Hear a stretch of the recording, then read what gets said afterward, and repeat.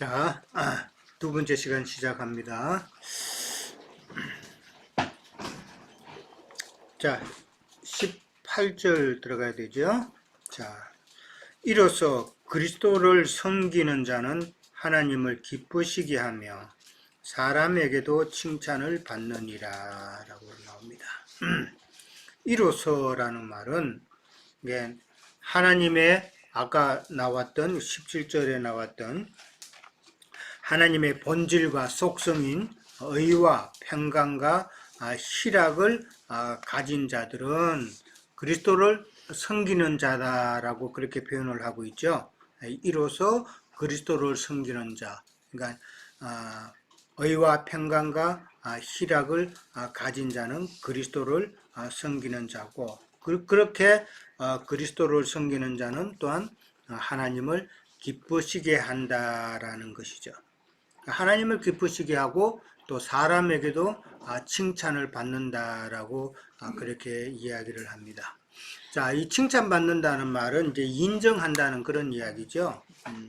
근데 이거는 이제 어떻게 보면 일반적인 교회의 그 내용이다라고 보시면 되고, 우리가 알기로 우리는 사람에게 칭찬을 받아요, 안 받아요? 디모데후서 3장 12절 한번 볼까요? 디모데후서 3장 12절.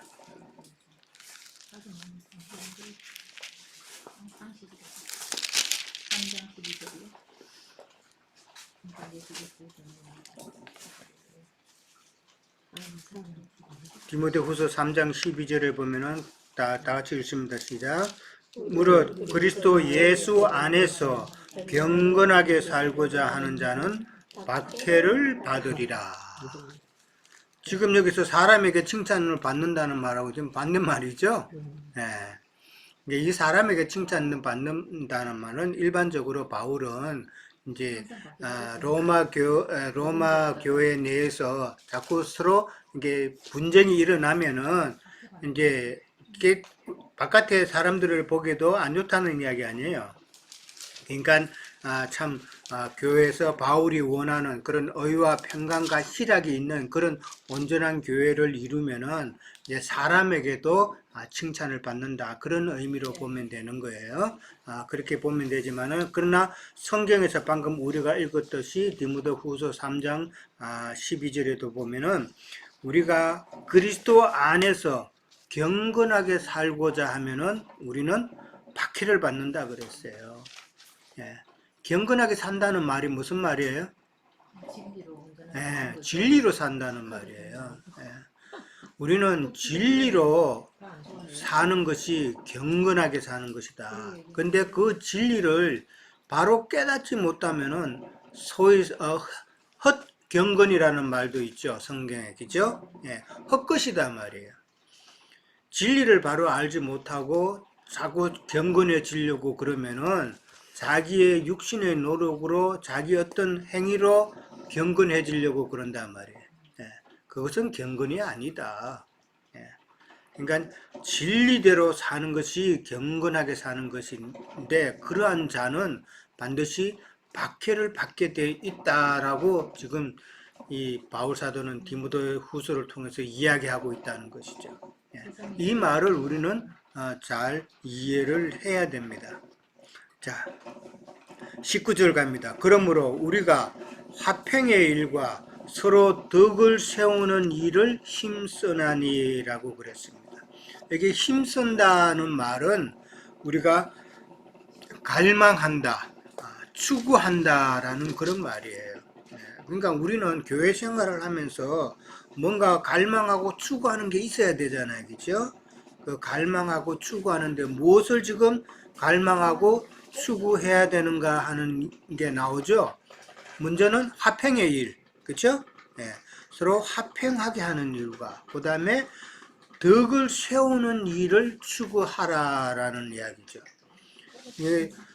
교회 안에서 서로 화목하고 참 화평한 일에 우리는 신경을 써야 되고, 그 다음에 덕을 세운다는 이 말은 오이코도메스라고 그래가지고 집을 짓는다는 그런 의미가 있어요. 덕을 세운다는 말은 집을 짓는다. 그러니까 교회에서 집을 짓는다라는 말은 무슨 말이에요? 교회를 건축해 나간다라는 것이죠. 예. 덕을 세운다는 말은 교회를 참 건축해 나간다는 것인데, 교회를 건축한다는 말의 그 내용이 뭐예요? 교회를 건축한다는 말이 어떤 말일까? 사람 많아지는 게 교회 건축하는 거예요? 믿음을 쌓는 거예요. 예. 우리의 내에서 각자의 심령 안에서 점점점 그리스도로 인해서 자라가고 세워지는, 건축되어지는 그러한 모습이단 말이에요. 그러니까 우리 속에 있는 예수 그리스도가 우리 속에 계시는데, 예수 그리스도께서 계시는 그 공간이 점점점 건축되어지는, 그것을 이해를 하면 돼요. 그런데 그렇게 나만 교회에서 그렇게 건축하면 되냐? 이 상호 건축이라는 게 있단 말이에요. 서로 건축을 해야 된다는 것이죠. 나만 건축되어서는 안 되고 상호 건축이 되어야 된다는 것을 성경은 이야기하고 있어요. 고린도전서 10장 23절 한번 찾아봅니다. 거기에 보면은 상호 건축하는 방법이 나와요. 고린도전서 10장 23절에서 24절 봅니다.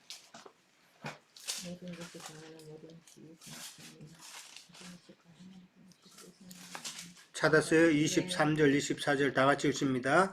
모든 것이 가하나 모든 것이 유익한 것은 아니요. 모든 것이 가하나 모든 것이 덕을 세우는 것은 아니니 누구든지 자기의 유익을 구하지 말고 남의 유익을 구하라. 여기 모든 것이 가하나 유익한 것이 아니고 모든 것이 가하나 덕을 세우는 것이 아니다 할 때, 이 가하다는 말은 이제 우상 제물을 두고 하는 이야기예요. 예. 먹을 수도 있고 안 먹을 수도 있고 하는 거, 모든 것을 먹는 자, 그걸 말하는 거예요. 우상 제물을 먹는 것도 가하다라는 그런 이야기죠. 그것 모든 것이 유익한 것은 그래도 아니다 말인가. 내가 우상 제물을 안 먹는다고 해가지고 그게 또 유익한 것도 아니다. 그게 또 덕을 세우는 것은 아니다. 그럼 어떻게 하면은 덕을 세우느냐? 자기의 유익을 구하지 말고 남의 유익을 구하라 그런 거예요. 그러니까 자기 것만, 내 구원만, 내 건축만 하는 것이 아니라 하나님의 집을 온전히 상호 건축하는 방법은 내가 남의 것을 세워주면은 남도 나를 세워주고 그런 방법을 하라는 것이죠. 예. 방법이 세상 방법하고는 다르다는 것이죠. 예. 우리가 그런 이야기 들었잖아요. 지옥 가니까 사람들이 다 빼빼하고 천국 가니까 사람들이 다 통통한데, 지옥에 있는 사람들은 기다란 숟가락 가지고 그걸 밥을 퍼먹어서 자기 입에 넣으려는 건 도무지 못 먹잖아요. 근데 천국에 있는 사람은 서로 먹여주더라는 거 아니에요. 예. 지금 이 이야기예요. 예. 교회에서도 마찬가지다. 내 영혼이 중요하면 우리 지체의 영혼도 중요하다. 지체의 영혼을 상처내는 일은 하지 말라. 그 말이에요. 예. 자, 그러니까 교회를 참 화목되게 함으로써 서로 건축하는 일을 우리는 갈망하고 추구해야 된다라는 말이 19절 내용이죠. 20절 갑니다. 음식으로 말미암아 하나님의 사업을 무너지게 하지 말라라고 나옵니다. 하나님의 사업이라는 말이 나오는데, 이 사업이라는 말이 조금 거슬리죠? 하나님의 일이다 말이에요. 하나님의 일. 다른 성경에는 하나님의 일이라고 그렇게 나와 있어요. 하나님의 일을 무너지게 하지 말라. 이 말은 무슨 말이에요?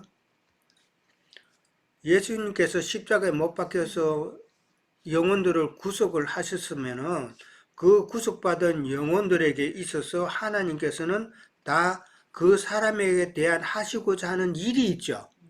그렇죠? 예. 그 일이 있는데 그 사람을 갖다가 실족해 하면은 하나님의 일을 지금 무너지게 하는 것이다라는 그런 이야기죠. 예. 그러니까 우리의 본질적인 것은 하나님의 일을 위한 믿음 생활이 돼야 되는데, 먹고 마시는 거, 다른 엉뚱한 일 가지고 그렇게 문제 삼지 말라라는 것이다. 그러니까 모든 성도들은 하나님께서 다 값주고 피 흘려 값주고 사신 영혼들이기 때문에 그 영혼들을 네가 함부로 실족해 하지 말라라는 것이죠. 자, 만물이 다 깨끗하되 그리움으로 먹는 자에게는 먹는 사람에게는 악한 것이다라고 했죠. 만물은 다 깨끗하다 그랬죠. 아까 디모데전서 나왔죠. 예, 모든 것은 다 하나님께서 깨끗게 하신 것이라 그랬죠. 여기도 만물이 다 깨끗하다 그랬어요. 이 깨끗하다는 말은 정하다라는 말이죠. 예. 창세기에 보면 우리가 창세기 1장에 보면은 하나님께서 만물을 하시면서 첫째 날, 둘째 날 쭉 나오죠. 근데 마지막에 뭐라고 나와요? 하나님 보시기에 좋았더라라는 말이 나오죠. 예. 그 좋았더라는 단어가 토브라는 단어예요. 히브리 말로. 그 토브라는 뜻은 하나님의 뜻대로 되었다라는 그런 뜻이다 말이에요. 예. 하나님의 뜻대로 되는 것이 좋은 것이다라는 말이죠. 여기서 이제 만물이 다 깨끗하대라는 말은 하나님께서는 그렇게 하나님의 뜻대로 지으셨기 때문에 참 악한 것이 없다라는 것이죠. 자, 21절에 갑니다. 고기도 먹지 아니하고 포도주를 마시지 아니하고 무엇이든지 네 형제로 끓이키게 하는 일을 아니함이 아름답다라고 나옵니다. 그러니까 고기도 안 먹고 포도주도 안 마시고 그 다음에 형제 앞에 끓이키는 일을 하지 않는 것이 아름답다라고 그렇죠. 그러니까 남을 위한 행위다 말이에요. 자기를 보는 것이 아니라 남을 위한 행위를 하는 것이 아름답다라는 그런 말이죠. 근데 포도주를 마시지 아니하고라는 말이 나와요. 근데 성경에 보면은 포도주, 예수님도 포도주 만찬 때 마셨죠? 그렇죠? 근데 포도주를 안 마시는 거, 그건 낫고, 그 다음에 신명기도 보면은 하나님께서 이스라엘 백성들에게 포도주를 생산하도록 그렇게 해 주셨다라고 나와 있단 말이에요. 그러니까 이 포도주를 마시지 않고 고기 안 먹고 하는 이런 것은 지금 야채만 먹는 자들이 그런 간섭이잖아요. 그렇죠? 야채만 먹기 때문에 나는 고기 안 먹고 나는 거기에다가 또 포도주까지 안 마신다라는 것은 자기를 경건하게 하고자 하는 간섭이단 말이에요. 그 간섭 때문에 포도주를 마시지 아니한다는 말까지 나온 거예요. 그 다음에 이 고기 안 먹고 포도주 안 마시고 하는 이런 일이 아름다운데 이게 계속 영구적으로 되면은 또 안 되죠.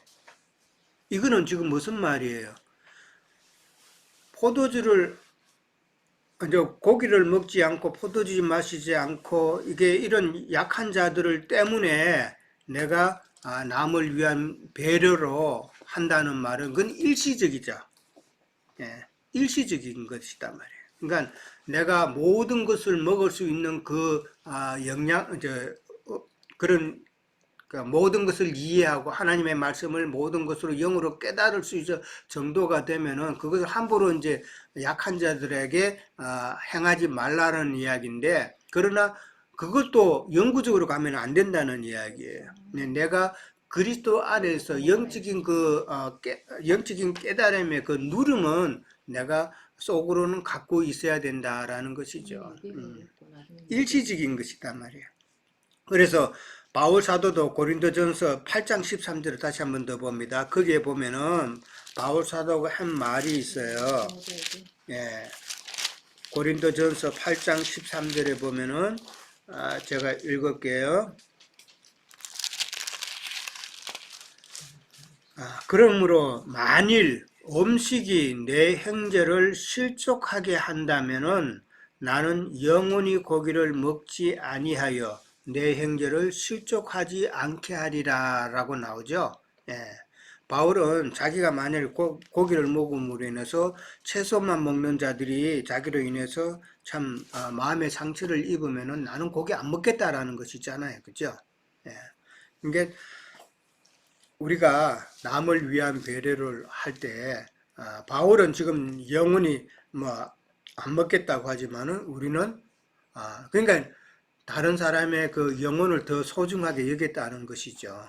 근데 우리는 하나님께서 주신 그 영적인 그 기쁨을 우리는 또 내면에서 늘 누리고는 살아야 된다는 것을 우리는 또 이해를 하시기 바랍니다. 22절에 갑니다.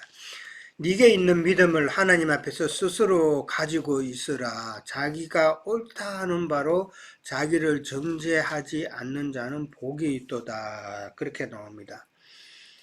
자, 이게 무슨 말이에요? 네게 있는 믿음을 하나님 앞에 스스로 가지고 있으라. 이 말은 누구한테 하는 말이냐면은 모든 것을 먹을 수 있는 사람에게 하는 말이에요.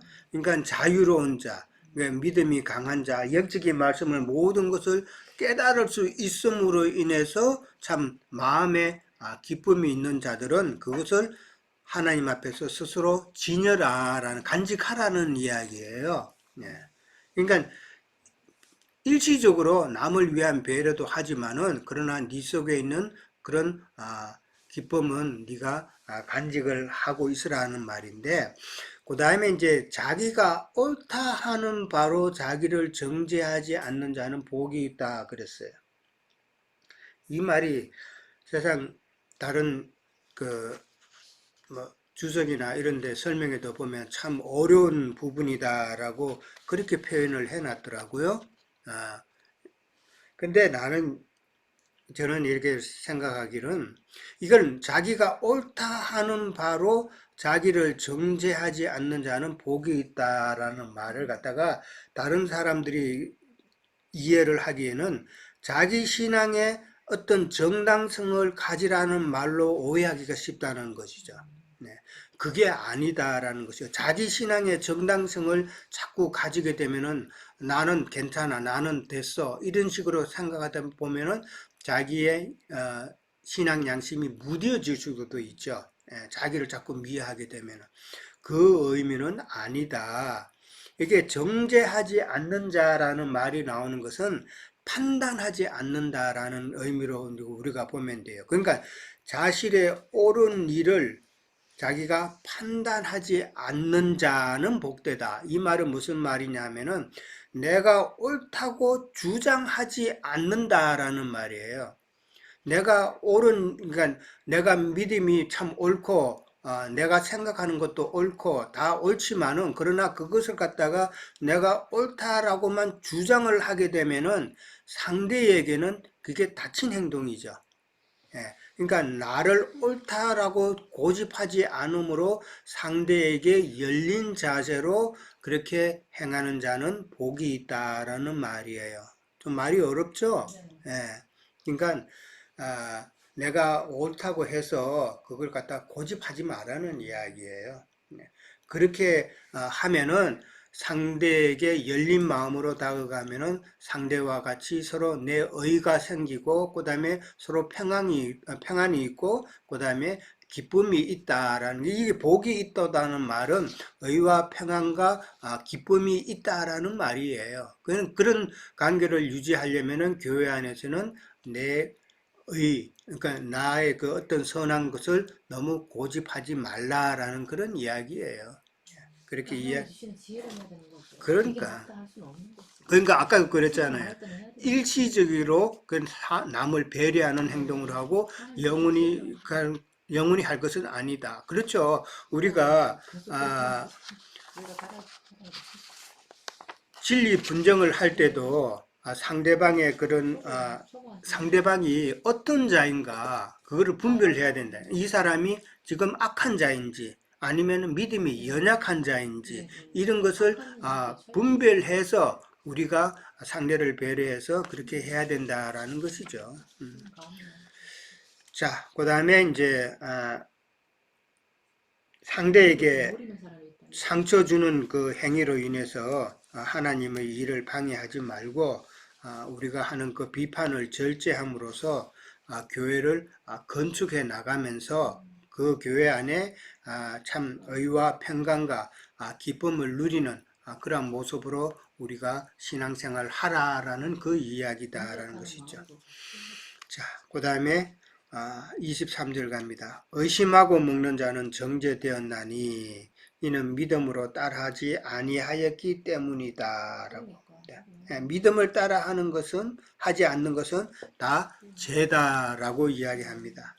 그러니까 의심하고 먹는 자들은 약한 자들이죠. 채소만 먹는 자들이죠. 그러니까 모든 것을 먹을 수 있는 자들이 강요했다고 해가지고 그것을 갖다가 참 억지로 먹는 경우가 되죠. 그러면 의심하고 먹는 경우가 되겠죠. 네. 그러니까 이 말은 하나님의 말씀을 우리는 참 믿음으로 받아야 된다는 그 이야기예요. 결국은. 의심하고 먹는 거, 이거는 어떻게 보면 위선적인 그 신앙이죠. 우리가 아까도 베드로 이야기가 나왔지만 갈라디아서 2장 11절부터 한번 볼까요? 갈라디아서 2장 11절. 고린도 후서 다음이죠. 갈라디아서 2장 11절부터 14절까지 봅니다. 이 즉 베드로의 부끄러운 면이 나오는 거예요. 예. 자, 11절부터 14절까지 볼까요? 게바가 안디옥에 이르렀을 때에 책망받을 일이 있기로 내가 그를 대면하여 책망하여. 지금 누가 책망하는 거예요? 바울이 지금 베드로한테 책망하는 거예요. 근데 베드로는 바울보다도 훨씬 나이도 많고 수제자였잖아요. 근데 지금 바울에게 지금 책망받는다라고 그랬단 말이에요. 왜 책망받는가? 자, 12절. 야곱에게서 온 어떤 이들이 이르기 전에 게바가 이방인들과 함께 먹다가 그들이 오매 그가 할례자들을 두려워하여 떠나 물러가매 남은 유대인들이 그와 같이 외식함으로 바나라도 그들의 외식에 유혹되었느니라. 그러므로 나는 그들이 복음의 진리를 따라 행하지 않음을 보고 모든 자 앞에서 게바에게 이르되 네가 유대인으로서 이방인을 따르지 유대인답게 살지 아니하면서 어찌하여 억지로 이방인을 유대인답게 살게 하려느냐 하였노라. 자, 이 말이 무슨 말이에요? 지금 안디옥 교회에 있는 베드로가 지금 누가 왔어요? 바울이. 야곱에게서 온 어떤 이들이라고 나오죠. 예, 예루살렘 교회에서 보낸 사람이에요. 예루살렘 교회 수장이 누구예요? 야고보단 말이에요. 예. 야고보가 그러니까 예루살렘 교회에서 그러니까 누가 왔는데 그들은 어떤 자들이다? 할례자들이라 그랬죠. 그 율법을 지키는 자들이다 말이야 아직은. 근데 베드로가 있다가 이방인들과 같이 음식을 먹다가 그러니까 그 음식은 모든 것을 먹는 음식이죠. 예. 그러니까 율법에 부정한 것까지 포함된 거예요. 그러니까 그것을 지금 먹고 이방인들과 같이 먹고 있는데 지금 베드로가 야고보가 보낸 어떤 자들이 왔다라는 말을 들었을 때에 지금 그 자리를 떠났다는 거잖아요. 그 사람들이 왔을 때 나 우상제물, 그러니까 부정한 음식 안 먹었다라고 그렇게 표현해서 지금 그 자리를 떠났단 말이에요. 그렇게 함으로써 지금 자기만 끝나면 되는 걸 모르는데 이방인과 그 다음에